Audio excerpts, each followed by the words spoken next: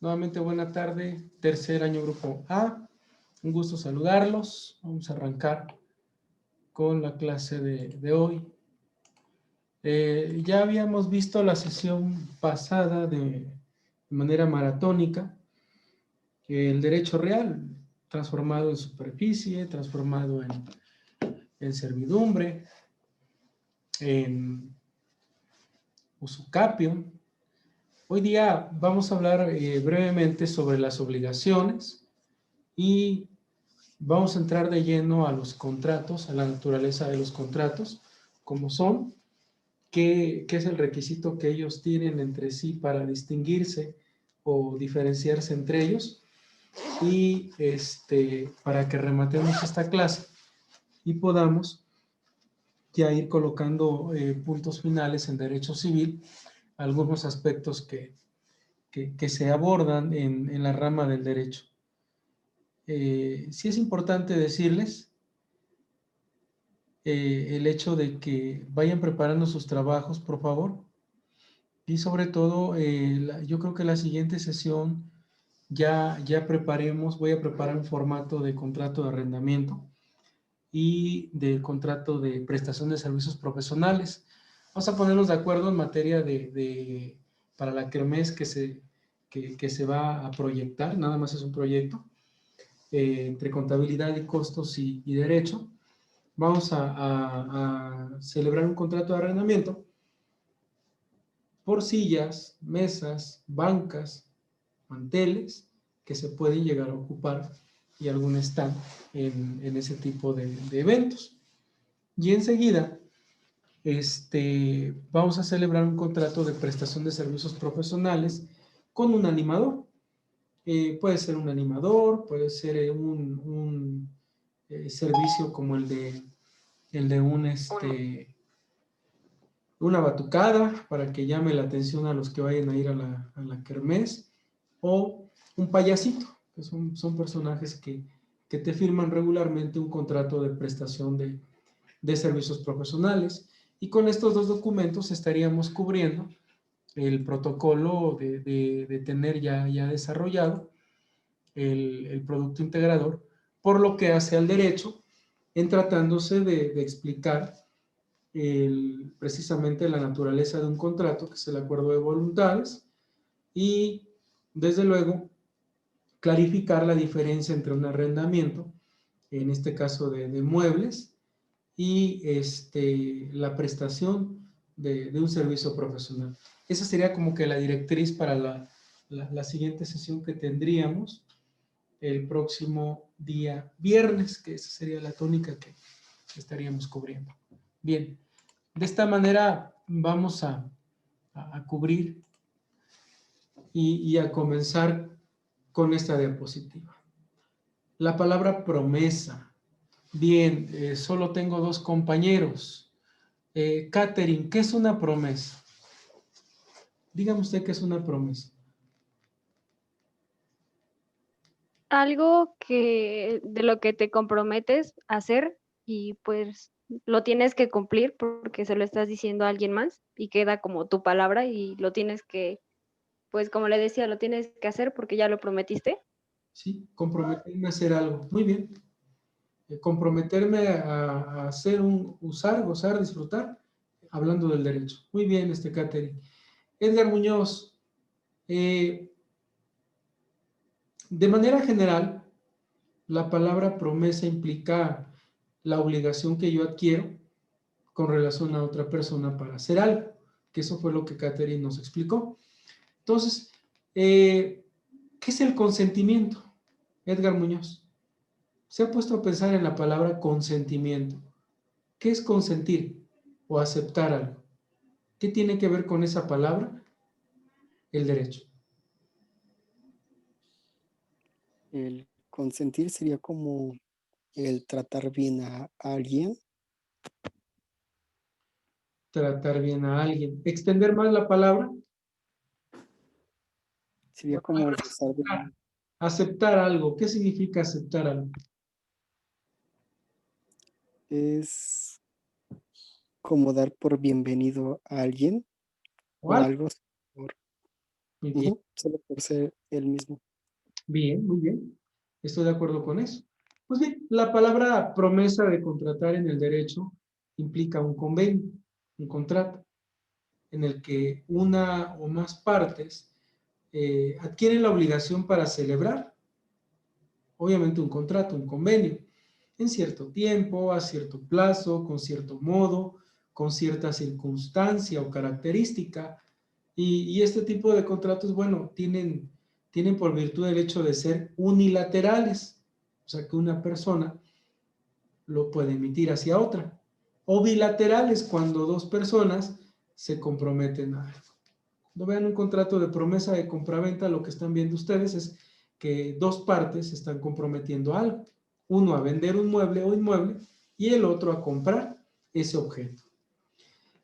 Los elementos de los contratos van a ser siempre el consentimiento, que es la manifestación de voluntad de nosotros. Es cuando nosotros decimos de manera adecuada qué es lo que queremos hacer en un contrato. Y ahí es a donde resulta la pregunta, bueno, a ver, pues yo quiero contratar esto, pero resulta que no tengo 18 años. Luego entonces no tengo de manera directa capacidad legal o jurídica para celebrar ese contrato. Todavía no. O ya tengo los 18 años, la mayoría de edad, pero soy sordomudo y no me puedo dar a entender. O soy alcohólico consuetudinario, o soy drogadicto consuetudinario, o en su defecto, tengo eh, tramos o tiempos de locura y tengo atisbos de lucidez momentáneos. Tampoco puedo. El consentimiento y la voluntad es un elemento muy importante en los contratos que tenemos que cuidar todos.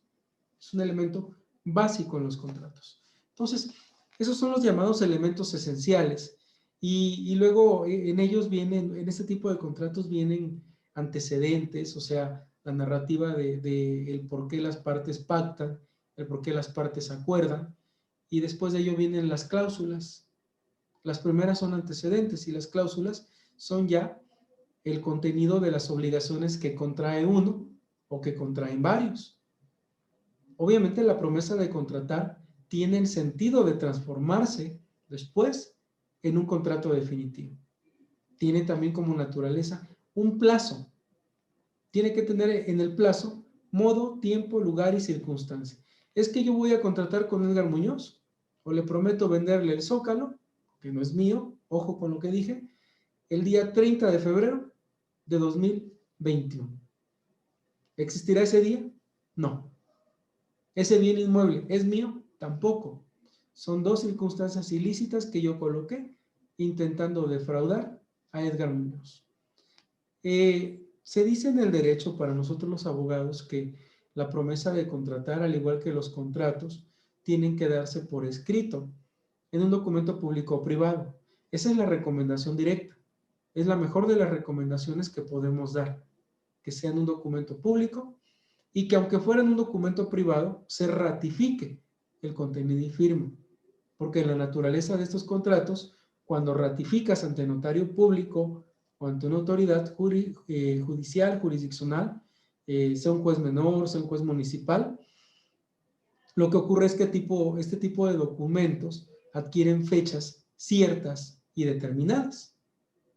Entonces, bajo la tesitura de lo que es la promesa de contratar, nacen los contratos, los acuerdos con los que ustedes van a vivir toda su vida a partir de que cumplan 18 años y de que no pierdan su capacidad jurídica por los eventos que ya comenté hace un momento. Y así ustedes han vivido como hijos de papás, como nietos, como sobrinos, han visto la compraventa, sea de casas, sea de terrenos, sea de coches, motocicletas, etcétera. Y ustedes han celebrado compraventa desde que tienen uso de razón. Cuando van a la tienda, hacen un acto mercantil, sí, pero ese acto mercantil es una compraventa. ¿Qué quiere decir esto? Que han vivido ustedes con la figura de un vendedor que transfiere a otro llamado comprador un bien un bien mueble o un bien inmueble. ¿Cuál es la cadena? ¿Cuál es el punto de unión entre vendedor y comprador? Un precio justo y el consentimiento. Y obviamente la entrega de ese bien. Ojo con lo que dije, un precio justo. Si yo vendiera en 5 pesos este equipo celular, Catherine, se lo vendo en 5 pesos. ¿Qué diría usted? ¿Compra o no compra? ¿Que se lo compro? ¿Me lo compra o no me lo compra? Se lo compro. Bien, ahí está celebrada la compraventa verbal entre uno y otro. Hay precio, hay venta, pero hay un error. Hay un error vencible o invencible. ¿Por qué? Tendría que demostrarse que yo me equivoqué al darle el precio de ese equipo.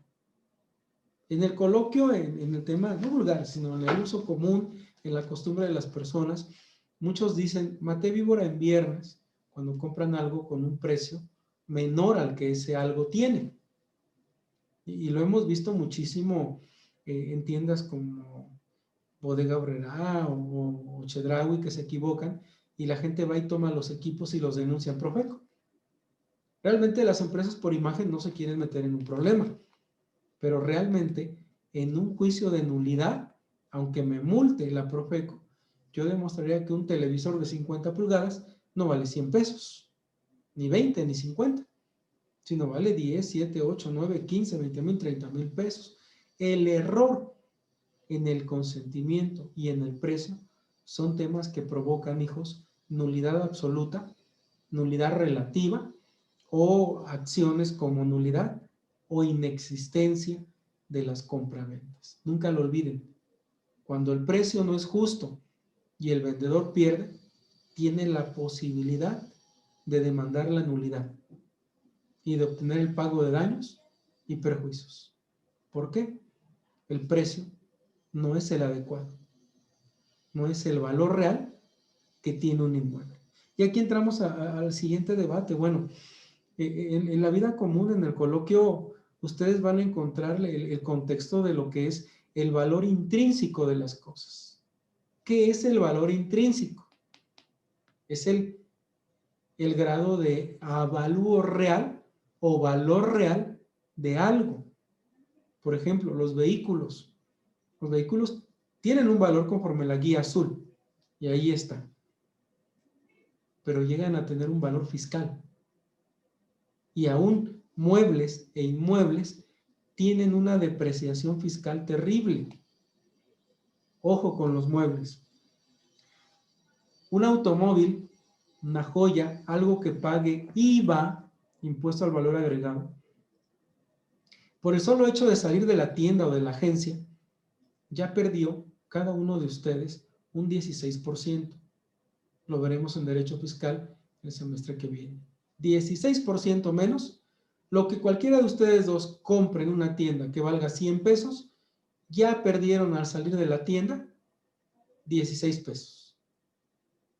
Más un 10% que se pierde por perder el objeto, el valor llamado nuevo o de aparador. ¿Cuánto perdiste en ese objeto? Un 26%.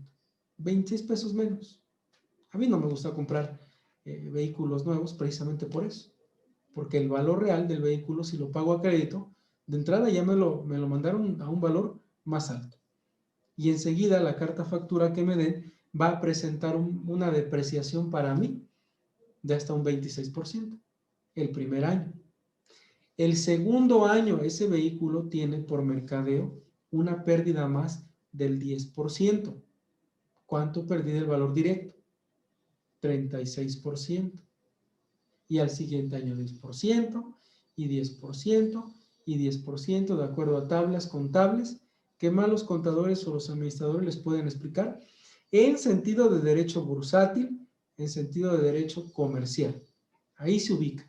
Entonces, ¿qué es lo que tenemos que tener cuidado en la compraventa? Necesariamente el precio que fijemos que sea el justo. ¿Cómo lo van a saber, Catherine y Edgar?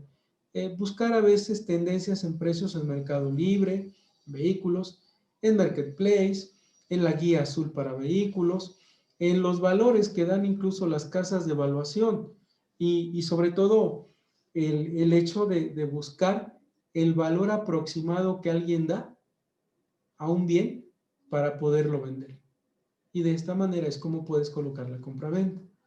La permuta es cuando cambiamos un bien por otro. Que yo le diga a Edgar, Edgar, le cambio un celular por otro celular y me da usted la diferencia. Obvio, das el equipo y un valor menos. O puede ser una libreta, una revista, un carro, lo que sea, pero que lo que das a cambio a fulano, al compañero, tenga un valor mayor y pesos, menos pesos, o sea, poco dinero efectivo, se dé. Esa es la diferencia entre permuta y compraventa. Ahora, la donación. La donación también la hemos visto en la casa, la hemos visto siempre. ¿Cómo se da la donación? Bueno, es un contrato en el que una persona suele dar a otra,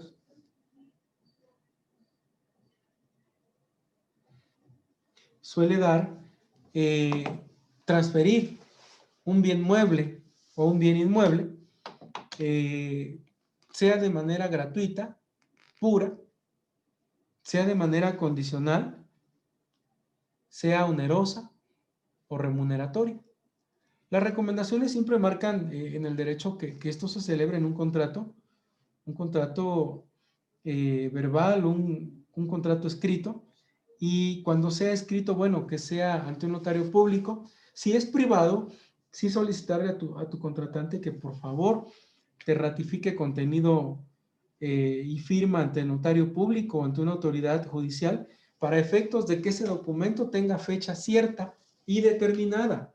De hecho, en todos los contratos necesitas que todo documento privado se ratifique contenido y firma siempre ante notario. Es forzoso, porque si no, es un documento que no lleva fecha determinada y que no se sabe si el contenido también fue estampado como tú lo dictaste, como tú lo ordenaste. Y ahí vamos a la siguiente situación. Bueno, una donación es pura cuando yo le digo como ejemplo y con respeto a Edgar, Edgar, le voy a donar, le voy a entregar este iPhone 8 que tengo, este iPhone 11 que tengo, por sus estudios, porque le pone usted muchas ganas. La forma en la que de manera gratuita y pura yo le entrego a él un bien mueble. No puedo donar bienes futuros. Por ejemplo, soy dueño de un perro de raza, una perrita de raza, y le digo a Edgar, también citarlo como ejemplo, Edgar, le voy a donar, le voy a entregar ahora que nazcan los 7 perritos de mi perra Laika, y pues esperemos que la carga sea grande y bueno, para que usted se los quede.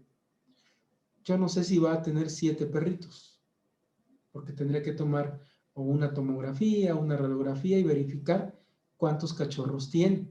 Ese es un evento futuro de un ser moviente y es algo que es intangible, porque a lo mejor son 2 o 1 o 3 o 4 o 15. Es indeterminado y es futuro, no es válido. Ahora, al mismo Edgar Muñoz, ahora que termine en el bachillerato sus estudios de media superior, le voy a regalar un iPhone 12 Pro, en el color que usted me elija.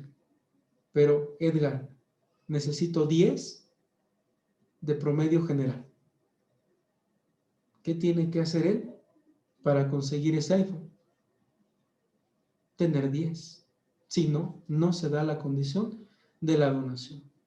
O la misma situación, le voy a donar a usted un celular iPhone 12 Pro, pero va a ser en la siguiente situación.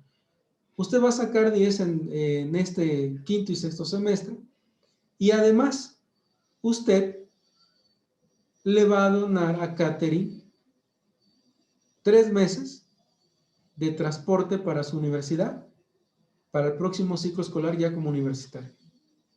Si se dan cuenta, lo condicioné, pero además le puse una carga. que a Catherine le pague el transporte 3 meses en sus estudios universitarios.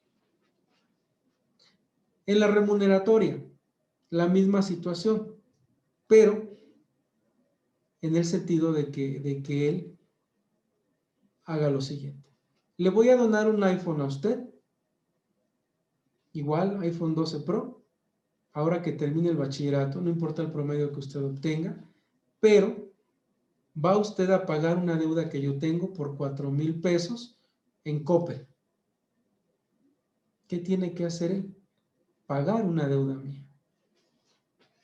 Eso es lo importante de este tipo de eventos. Y aquí es a donde les digo, bueno, ¿cómo revocas? ¿Cómo echas atrás? ¿O cómo das vuelta a una donación de un bien?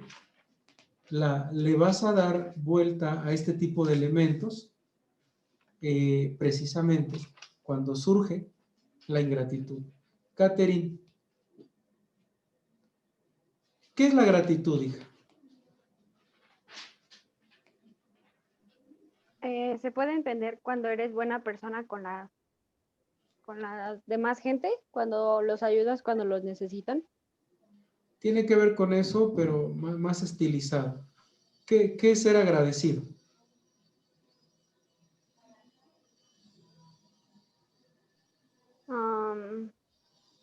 Cuando a lo mejor te dieron algo que tú no querías, pero aún así agradeces por lo que te están dando. ¿Qué es agradecer?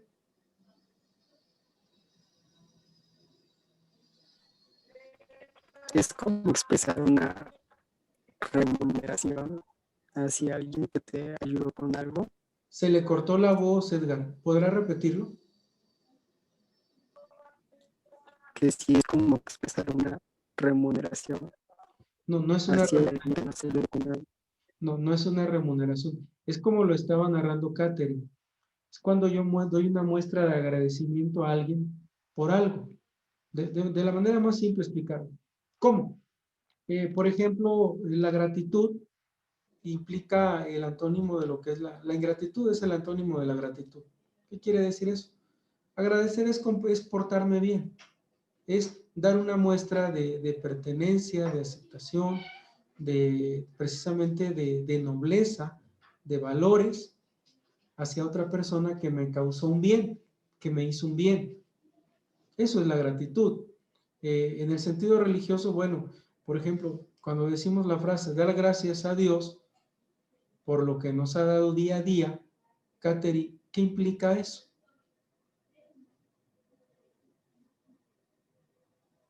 El ser agradecidos en lo religioso.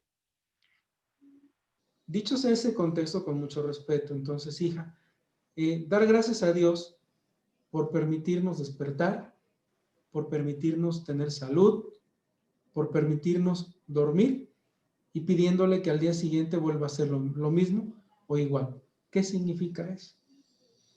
¿Qué es el agradecerle a Dios? ¿Cómo se hace? Le estás como dando gracias porque te ha dado, bueno, porque te ha permitido hacer ciertas cosas. Esa es la palabra a la que quería llegar. Decir gracias. Esa es la gratitud. Es la palabra que todo mundo espera y es una palabra tan maravillosa que en el derecho está incrustada. Porque, ¿cómo se revoca la donación? Cuando el donatario hacia el donante es ingrato. Esto es cuando se porta mal, cuando le ofende, cuando le humilla, cuando lo corre del bien donado o lo maltrata o causa ofensa. Es cuando se puede promover un juicio para que se venga abajo la donación que me dieron. Nunca lo olviden en ese contexto. El tema de la ingratitud se da también en la sucesión testamentaria y en la sucesión intestamentaria. Se pierde la calidad de heredero cuando una persona es ingrata hacia la masa hereditaria. ¿Cómo sería yo ingrato a la masa hereditaria? Que ya falleció mi familiar, llego y pasan las casas. Llego, lloro al finado y cuando lo abrazo veo que está la gaveta de su cómoda abierta Veo el reloj, veo las joyas, sigo llorando, las tomo, me las llevo. ¿Eso será el comportamiento adecuado en el tema de valores de una persona? No lo es. O me llevo las escrituras. Estoy siendo ingrato. Estoy mostrando un sentido contrario a los valores humanos. Fíjense qué tienen que ver los valores humanos aquí. La explico de esa manera para que no se nos olvide. El contrato de mutuo es un contrato en el que dos o más personas van a celebrar con dos o más personas también, pues un documento donde el mutuante entrega dinero, transfiere una suma de dinero o algún bien consumible, fungible, a otra persona llamada mutuatario. Ahí me falta una palabra más, mutuatario, y que éste se obliga a pagar o devolver ese dinero en un plazo determinado.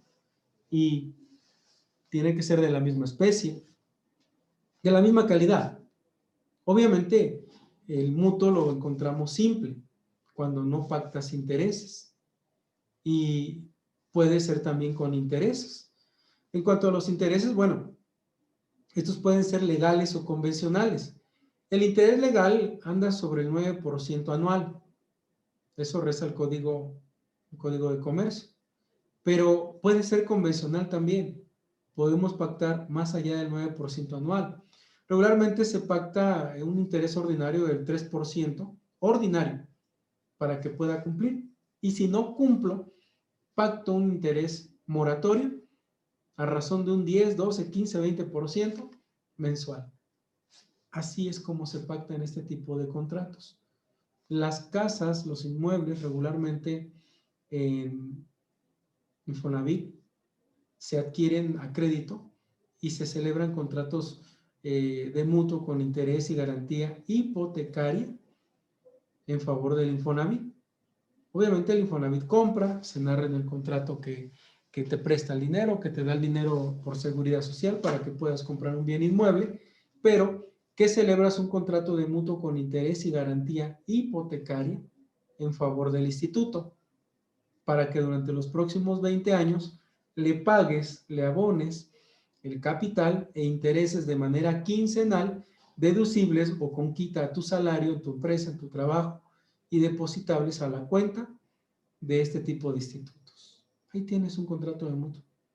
El arrendamiento, que es el que nos va a ocupar ahora en la redacción del proyecto del producto integrador, bueno, el arrendamiento es a donde dos o más personas, llamada o llamado arrendador, concede de manera temporal, o sea, el uso, el goce de un bien mueble o inmueble determinado, mediante un precio llamado renta o alquiler. Obviamente este documento, sí necesariamente la sugerencia de un abogado siempre debe de ser por escrito. Reza la ley que para casa habitación deberá de ser hasta por 3 años y para locales comerciales hasta por 5 años. Habemos muchos que rentamos bienes inmuebles y bueno, vivimos en él o viven en él más de 3 años o tienen su local comercial ahí más de 5 años. La ley dice hasta por 3 años. Entonces, ¿qué vas a hacer en el contrato de arrendamiento? Contrato de arrendamiento que celebro con Edgar a 1 año. El año siguiente celebro primera prórroga, 2 años. El tercer año ya tendría segunda y última prórroga. Y ahí están los 3 años. Si Edgar me paga de manera puntual, si cuida como buen padre de familia mi bien inmueble, no lo voy a correr. ¿Qué es lo que hago? Celebro otro contrato de arrendamiento por 1 año. Ojo, porque dije contrato de arrendamiento. Primera prórroga, segunda prórroga. Y aquí empiezo con segundo contrato de arrendamiento, primera prórroga, segunda prórroga, se va. Tercer contrato de arrendamiento, primera prórroga, segunda prórroga. Y así me puedo llevar el tiempo de trabajo con su compañero. En el comodato. El comodato es un contrato en el que tú de manera gratuita o con un pago de dinero, con un pago de interés, le prestas a otro, porque esa es la palabra, un bien no fungible, sea mueble o inmueble, a otro que se llama comodatario. Él contrae la obligación de devolverte ese bien cuando se termine el contrato. O en su caso, de comprarte ese bien. Ejemplo, quienes trabajan en la Volkswagen reciben carros a comodato. Les descuentan de su salario cierta cantidad de dinero para pagar los gastos de manutención de ese vehículo. Y al final, al año o los 2 años, estas personas compran a valor lista ese vehículo, ese carro, y les sale más barato. Estuvieron pagando una especie de renta. Es un contrato que se parece al arrendamiento, pero en él te transmiten el objeto y al final lo puedes comprar. En la renta no es así. Aunque tienes algo que se conoce en el artículo 30 del Código Civil de Puebla como derecho de tanto en el arrendamiento, pero no es explícito. No es obligación del propietario venderte, y en el comodato sí lo es. Contrato de depósito es dejar algo en garantía, sea dinero, sea un objeto, para que se cumpla algo. ¿Con qué intención? Con la intención de que una persona pues te restituya el bien inmueble o el bien mueble, y de que incluso el depositario ese bien lo entregue a la autoridad o lo entregue a quien se lo dejó en depósito. El depósito y el secuestro son 2 contratos que van conjuntos porque hablan de algo que se conoce como secuestro judicial, bien conocido en el campo jurídico de nosotros los abogados, el secuestro judicial como el embargo.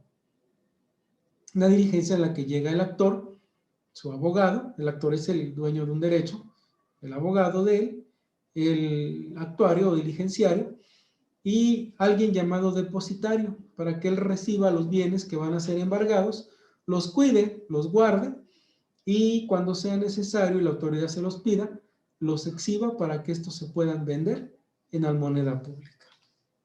El mandato pues es eso, es un contrato que nosotros tenemos para poder cumplir de manera legal un servicio o enviar alguna situación, hacer un pago o comprar algo en favor de una persona llamada mandante.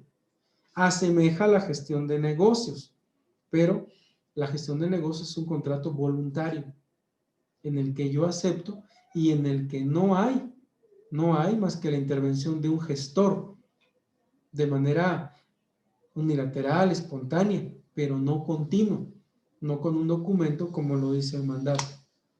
Y bueno, el siguiente contrato, que es el que vamos a trabajar propiamente en esta kermés que vamos a trabajar de manera imaginaria, es el de prestación de servicios profesionales.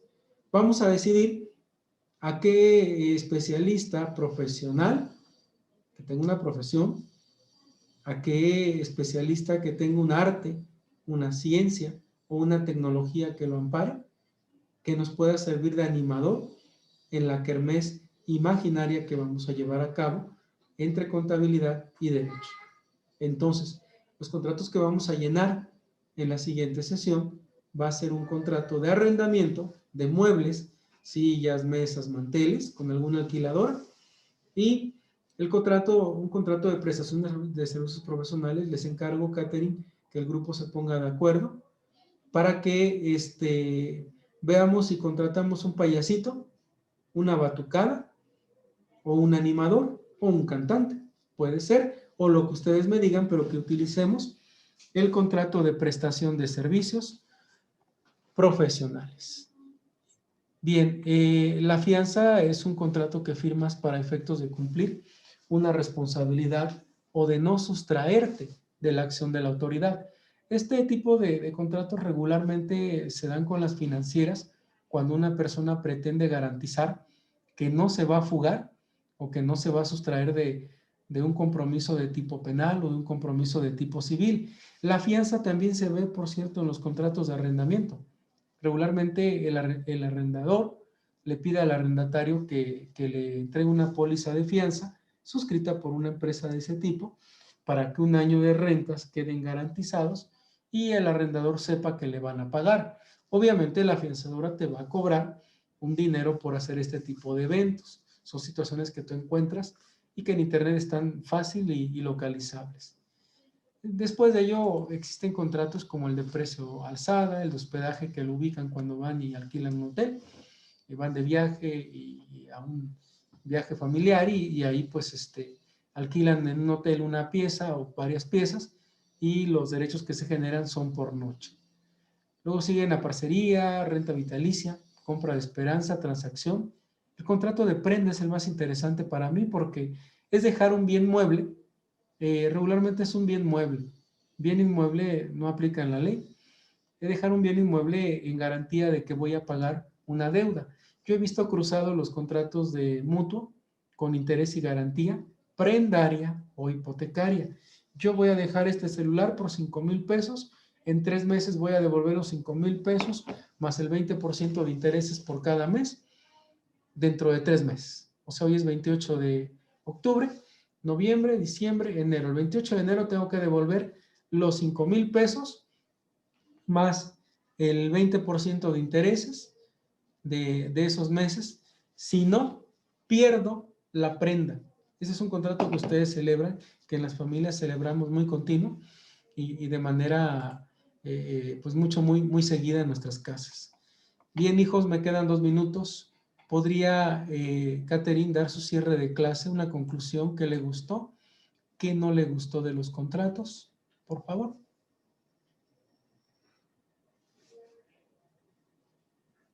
Bueno, entendí que para todo debe de haber un contrato y que hay formas en las que se pueden hacer válidos.